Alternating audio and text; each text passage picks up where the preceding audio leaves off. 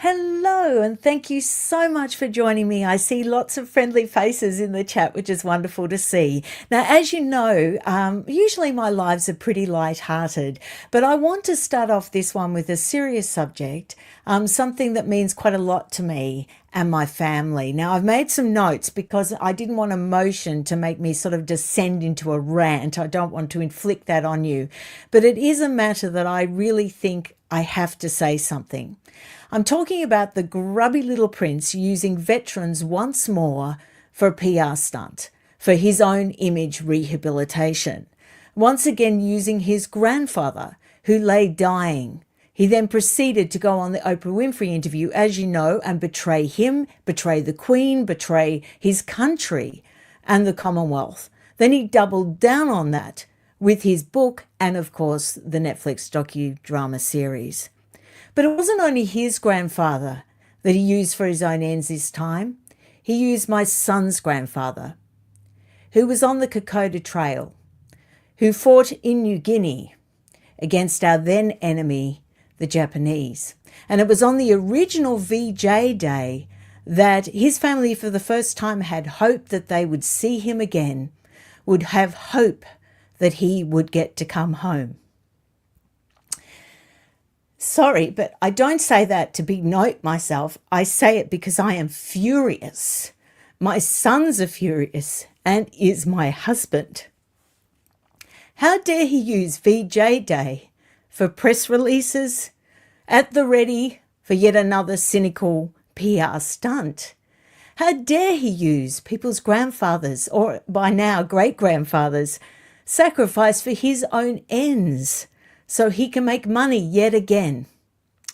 How many times do we have to put up with these pathetic antics before something decisive is done by the palace to rein him in?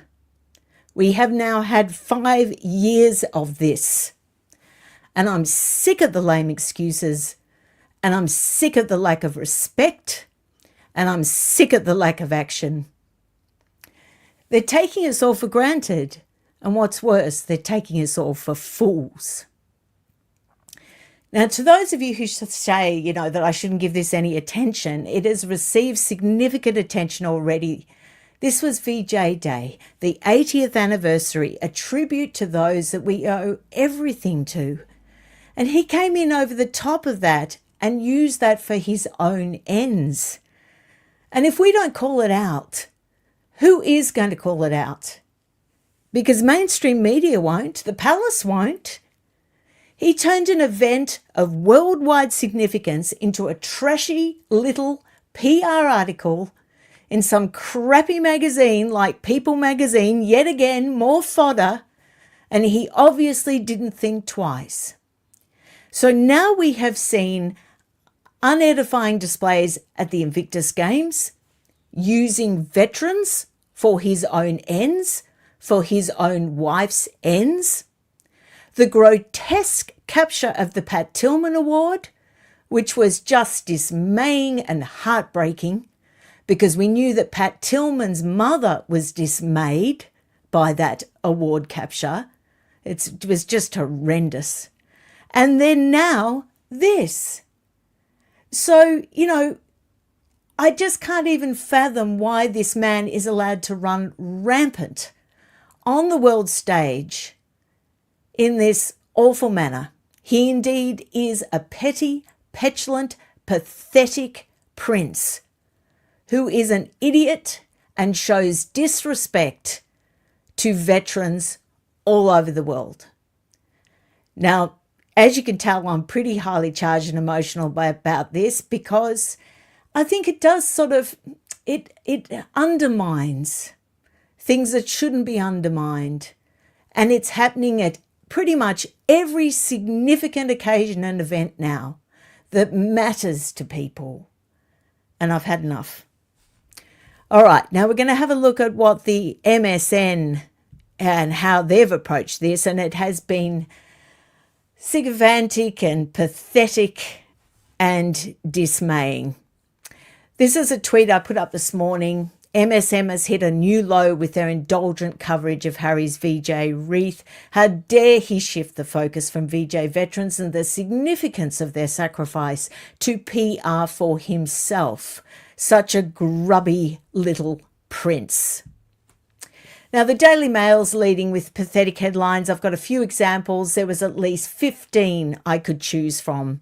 Prince Harry's secret tribute to Prince Philip in a personal letter laid to mark VJ Day. I'll be, of course, addressing these pathetic claims in a sec, don't worry.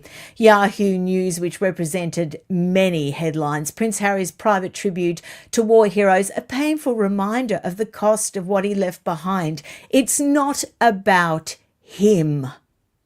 Next headline, Express. Prince Harry's secret letter sends painful message to royals after William gut punch, again, using it as an excuse to have a go at Prince William. Also, the press release was ready, hot, ready to go. They knew when they were going to take the images. They knew when they were going to release the press releases. There were many quotes from sources close to the petty, pathetic, petulant little punts. Many quotes. Here's a doozy. We can always rely on Tessa Dunlop, can't we, to be a total sycophant? With 2 outstanding tours in Afghanistan, one cruelly cut short, the Duke's easy manner and dashing presence in honorary uniform are much missed. Oh, excuse me, pass me a bucket. Honestly, just pathetic. Now we'll debunk what MSM, how they covered it. Prince Harry asked a friend to discreetly leave the note and a wreath of red poppies. He didn't discreetly ask his friend to leave it. If it was discreet, he wouldn't have left it with a note. If it was discreet, it would have been anonymous. If it was discreet, no one would have known that he even left a wreath via a friend. That's discreet. Anonymous is discreet. Anonymous is not making it all about yourself for your own pathetic ends.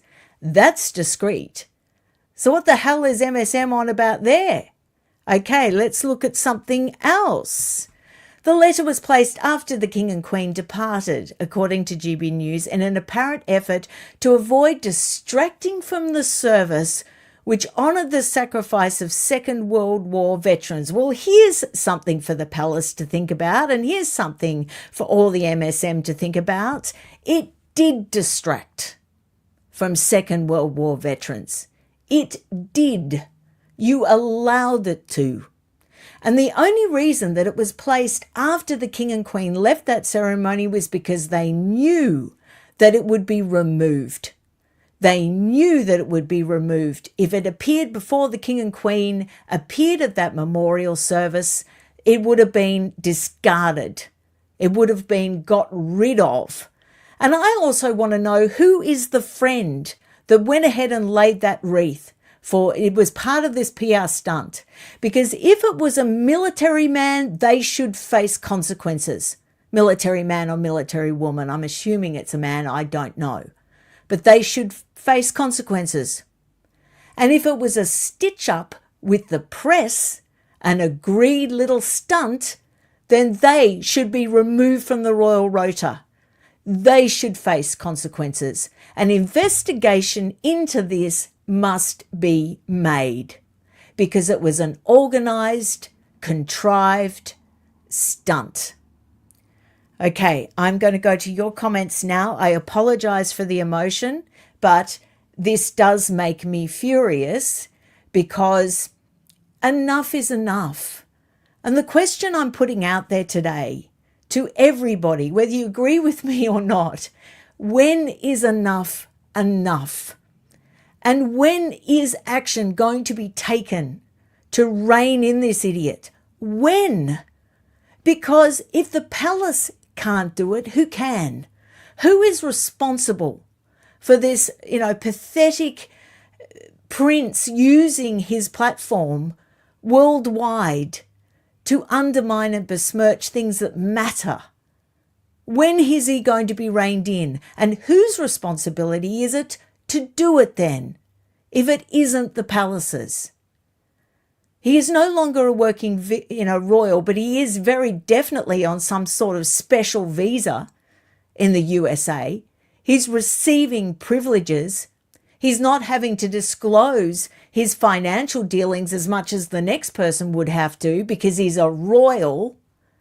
So all these advantages, and the palace does not rein him in. And I am now finding it a personal insult. All right, I'm going to go to your comments now. And it doesn't have to be that you're agreeing with me. I'm just picking them randomly. I'm not even reading them, okay? So, Tracy, exactly. I don't know what Tracy said. JM, please, Shauna, no need to apologise for your emotions. Well, thank you, JM. It wasn't anticipated. Before I went on, I was just going to be very matter of fact. That's why I wrote down main points. But the emotion caught up with me. So I guess it showed. Deborah, absolutely agree. My father did not turn his life upside down for this type of stunt. We lost family in this war. I'm sick of him. Yes, Deborah, it gets personal, doesn't it? And my son's grandfather, when he came home, he was never the same. He suffered from the disease and the injuries he sustained in that war. And my husband lost his dad at the age of 9 due to that. We've all lost people, Harry. Koala Blues. Shauna, I agree with you 100%. And when William takes the throne, it will be him to put an end to has-been and his shenanigans and disrespect. I get what you're saying, Koala Blues, but I disagree. It is the king's job, because all these antics and all these things have happened on his watch. So I suggest he take leave from his summer holiday right now and address this. And don't think I don't have cancer for, sympathy for the fact that he has cancer or undergoing treatment or that he needs a holiday. I have enormous sympathy for the man. I thought he was very brave to attend the VJ Day celebrations. I thought he did a wonderful job. And I also thought his speech was fantastic. I thought he didn't draw attention to his own family's sacrifice other than, well, I guess he did with Lord Louis Mountbatten, which I don't know why, really, with the cast and the shadows over him. I don't know why he brought him up in his speech either. But, I thought it was a fitting tribute. Let's just say that. I thought it was a fitting tribute. And this has completely destroyed it for many, many people. And I don't see why William has to take the responsibility of action when it is his father's responsibility to rein in his own son. It is his father's responsibility as monarch to take action, to rein all this in, to stop insulting everybody and stop taking everyone for granted and stop. The monarchy is not one person's plaything. It's not one family's plaything. An institutional monarchy belongs to people that have the king as their head of state or monarch as their head of state. And it's not up to his son to fix this. It's just not. It's up to the king. Okay, Cindy Bogart, the palace needs to stand up to the plate. Deport Harry. They don't want him back. They don't want him back, that's for sure. I don't know, where could you send him? What country on earth would actually want him? I mean, no one would. Everyone would be protesting, we don't want him, we don't want him. Okay, Cindy, veterans deserve better, but what can you expect for someone that was never held accountable?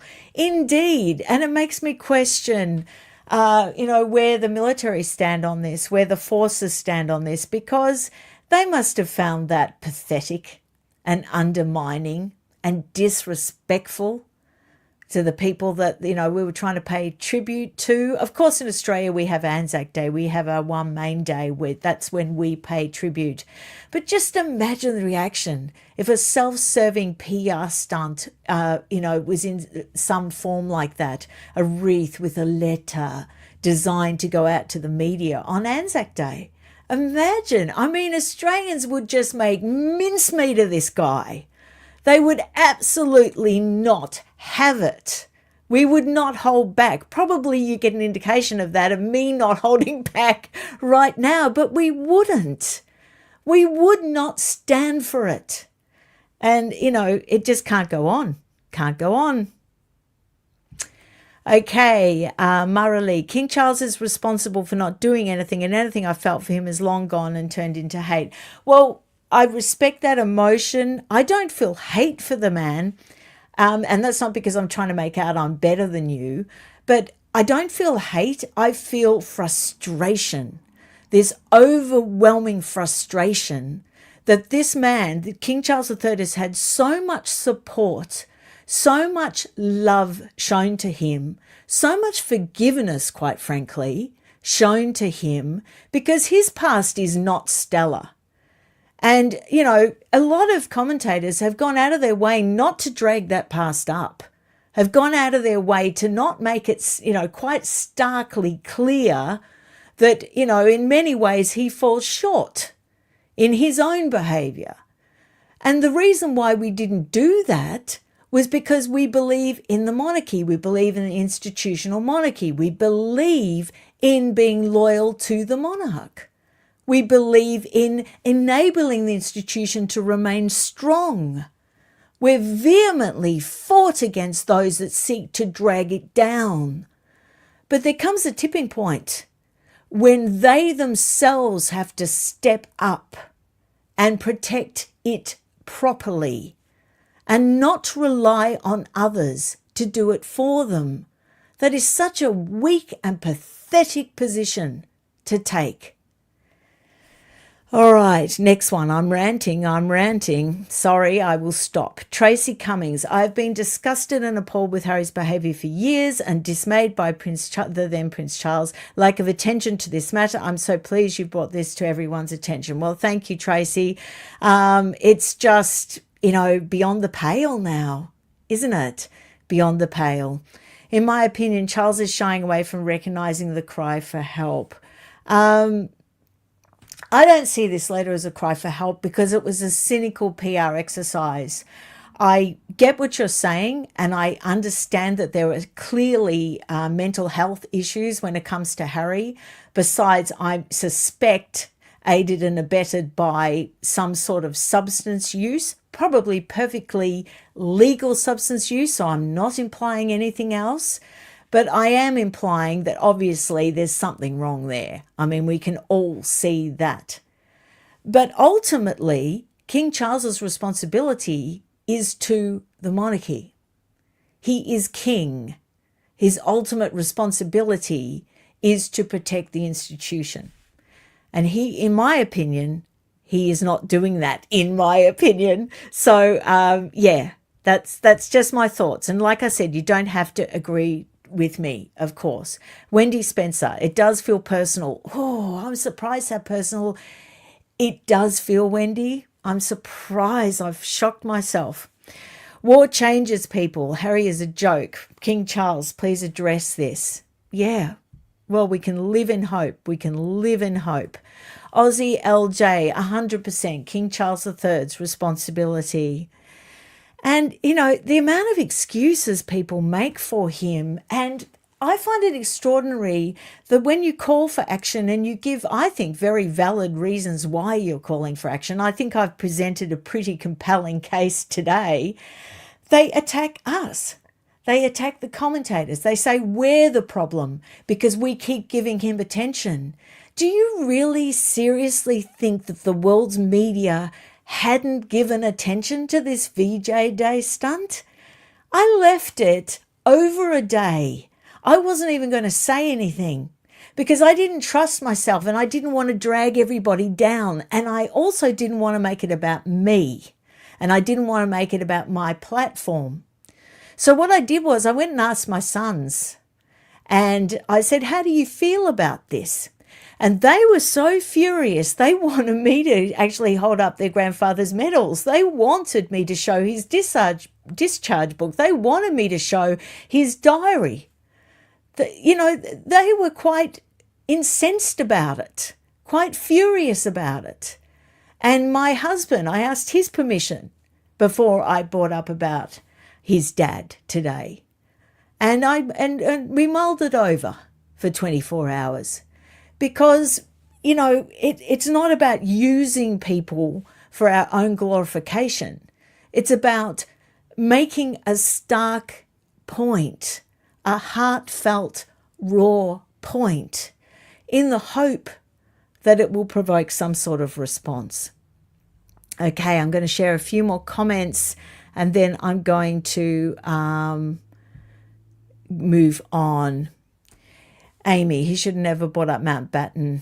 Prince William shouldn't be left with this mess. Charles seems to want to destroy the monarchy. Well, inadvertently, I think he's doing, a bloody good job of doing just that.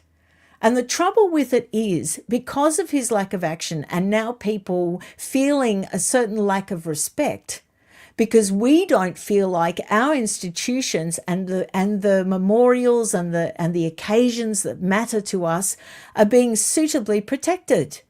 We feel like they're being taken for granted. And when you start to take people's loyalty for granted, they turn on you. They feel a lack of respect because you're not showing respect to us. I mean, many people sacrificed for king and country in these wars. And so it's not about his pathetic, punsy little son. It's not about that. It's not even about Prince Philip. Prince Philip would be absolutely appalled.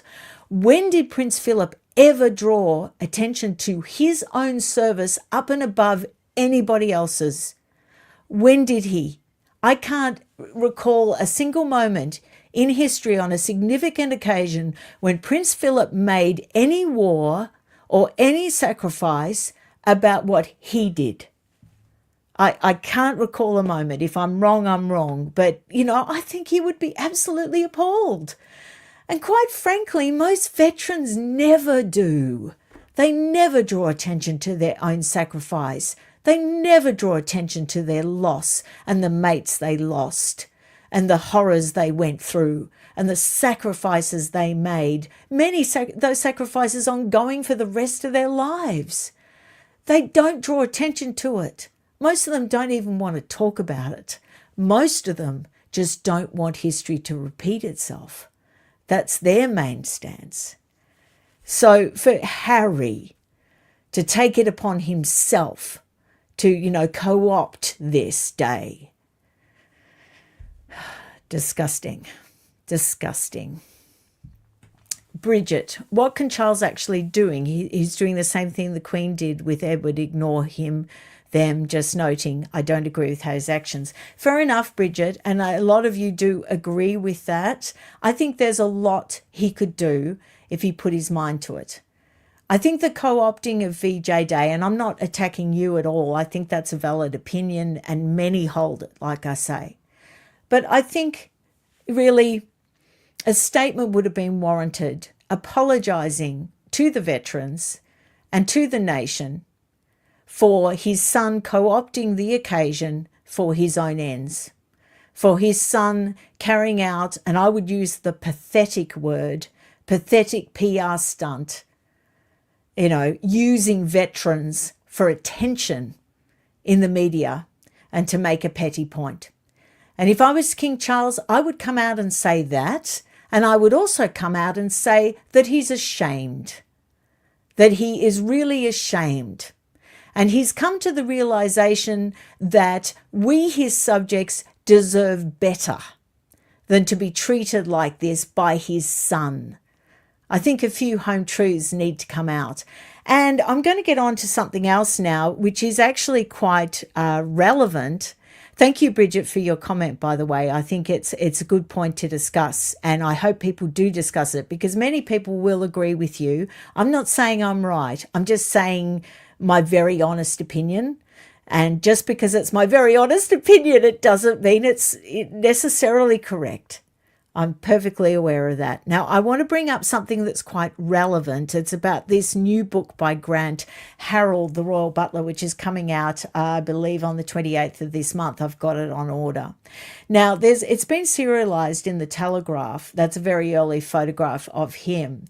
Now, this, I'm afraid, is bad timing for Grant Harrold for me, because you all know that I shared that very affectionate book, Royal Service, by Stephen Barry. And I was thrilled with it. I loved it. I wanted to hear lovely things about the royals. I wanted to enjoy that wonderful thing that, you know, because if we can't enjoy them, what's the point of having them? I mean, we need to be able to get something out of all of this, don't we? So I quite enjoyed that book.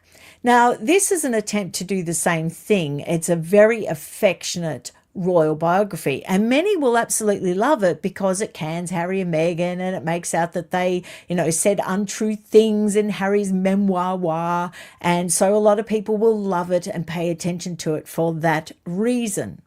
However, I'm a little more cynical now and a little more wary, because I'm pretty sure that this had the help of the palace. I'm pretty sure that the king signed off on this very affectionate PR exercise, royal biography.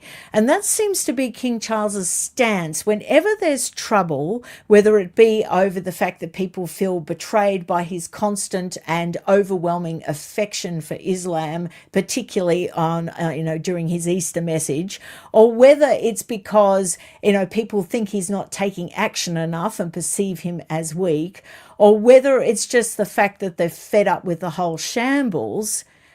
This is what King Charles III does. When he was then Prince Charles III, he would collude with royal biographers to make sure that a very affectionate rendition of him and his life, basically rewriting the narrative, rewriting history, is put out there for all of us to enjoy. And usually me as a book reviewer would be right there, bells on, and, relaying all the lovely, affectionate stories. And I probably still will relay some of them, but there's a background to this book that I want you to be aware of.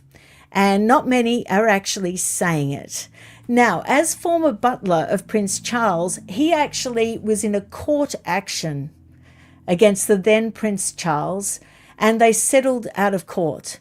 And it was shaping up to be a really ugly battle. Now, he was forced out of his role. It was a £24,000 post in the royal household. He served the then Prince Charles and Camilla at Highgrove. And then when they were moving to Clarence House, he refused to go because he was enduring horrible bullying in the royal household. Now, this is very clearly depicted in Tom Bower's book, but it's depicted in many books. Those that don't want to believe Tom Bower, it's depicted. Look, there were other court cases.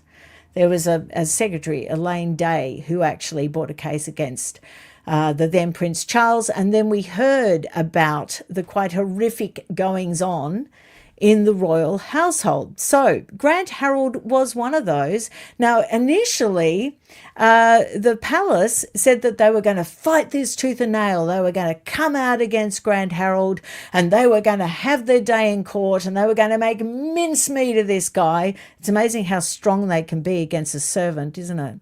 And then this is what happened. One unidentified member of the royal household even described Mr. Harrold as too dangerous to work with the prince and to ban him from direct contact with the royals. Now, are you wondering now what I'm wondering? Here we have this rather sycophantic royal biography that's about to come out on the 28th of this month. There was an out-of-court settlement. They were very firmly against each other in this action.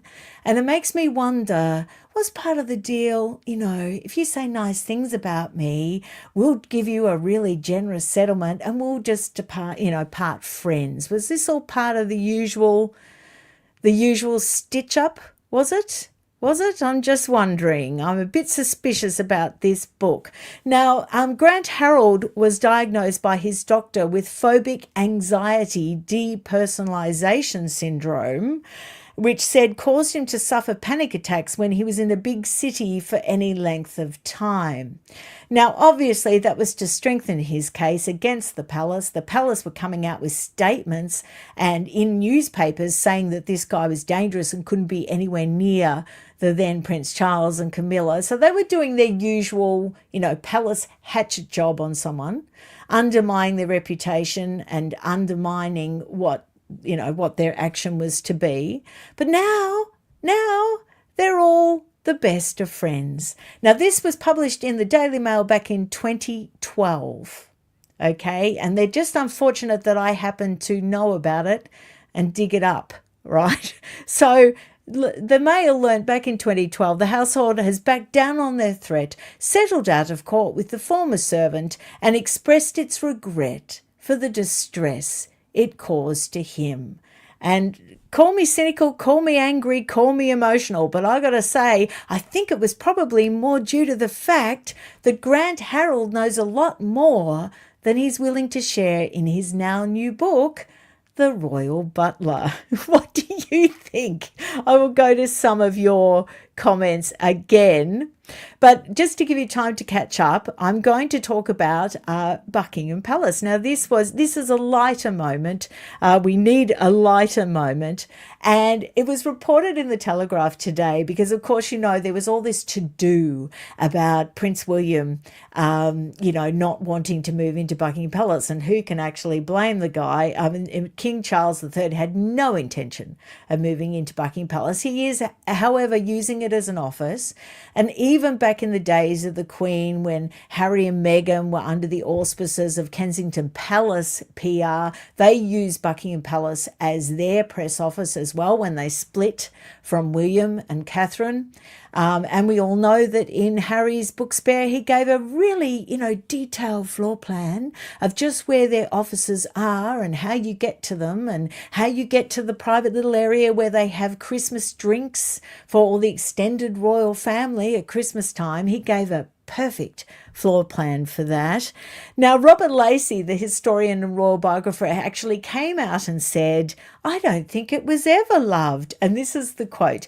If you read what kings have said in their diaries, which obviously Robert Lacey has, it was always seen as an office. I think actually as an office, it's been very successful. As a ceremonial figurehead for the royal family, as the place that visitors identify with, it's been a great success. And of course, we all know for tourists, it just, is the epitome of the royal family. It's the epitome of a major tourist attraction in London. Now, Crawfy, how I did Crawfy's book. Well, Crawfy even had a quote. She said that staying at Buckingham Palace was like camping in a museum. It was famously drafty, and its living quarters lacked the opulence of the rest of the palace. And even Edward VIII, the traitor king, complained about the gloom of Buckingham Palace, saying the family would freeze up as soon as they went inside. So there you have it. So I thought that was just so interesting from Robert Lacey. All those quotes. There was even a headline in the Telegraph that with its cold chimneys, lengthy corridors and lack of privacy, because evidently some major hotels in London overlook the courtyard and the gardens now, the palace's days as a sovereign's main residence appears to be over. And I don't think that's an issue. I think it would be wonderful. Can you imagine if it was sometimes opened up for tours? It would be an amazing experience when you headed to London. And, if it's still used as an office. Now, the king lives about 4 minutes down the road in Clarence House, and he still pops in to use it as an office frequently. And evidently, Prince William is going to probably use the apartment at Kensington Palace and often pop in, for official sort of receiving of visitors and things at Buckingham Palace. So it will be used as that official sort of residence, and I'm perfectly fine with that. And I also think that it's wise that Catherine and William had to move into a residence that was bigger than Adelaide Cottage. Come on, they had to. They have to have a family home that is representative of them as, ascending to the throne. They have to have something that's suitable and reflective of that. I thought the optics of the reasons they gave, though, to sort of, I thought that just reeked of palace spin, and it was, quite silly. All they needed to say was, we need something that's befitting of our, future position to be. We intend to keep it after we ascend to the throne because we want a comfortable family home within short distance of Buckingham Palace. And we want our children to still have that countryside upbringing. That's all they needed to say. And it probably would have gone over a little bit better, I think. But I fully support them in their decision. I think it was a wise decision. I'm going to share a few more comments from you, and then I'm going to let you go. I'm sorry if you found this live a little bit, hard. I will be back with some lighter entertainment very soon. Barbara Luce, never apologise for deeply felt emotions. Harry's grandstanding on VJ was beyond galling. Thank you, Barbara. Thank you. As a daughter of a World War II Marine stationed in the Pacific, VJ Day has always been held in esteem. Indeed. Yes, and that's the thing, Barbara, isn't it? There's so many families that would have found this insulting. Thank you to everybody that's leaving me, tips and things. I'm not out for that, but I do appreciate it because I see it as a sign of support on this particular live. So thank you very much. I do appreciate it very much. This last comment, we'll give our last comment to Polly. I will be surprised if the British monarchy survives the reign of Charles. His handling of Harry is just one of his failures. I have to agree with you now, Polly. I have to agree with you. This was the last straw for me, as probably many of you can tell. I'll leave one more because this is about someone who served, and that would be someone I would want to highlight. My father served in the South Pacific during World War II as a United States Marine, and Harry is a disgrace to any service member serving in the war on both sides of the Atlantic. And I think I will leave it at that be. I think that was very well said, and I think many will agree with you. Thank you so much. I'll see you again very soon. Actually, tomorrow night, I have a lovely interview with an author. It's about a novel, and it's called The Game is Murder. And it's just a light-hearted interview, and I think you'll enjoy it. Bit of a change of pace. So that's going up tomorrow night. Thanks a lot for joining me, everyone. I really appreciate your support. I do. Thanks. Bye-bye.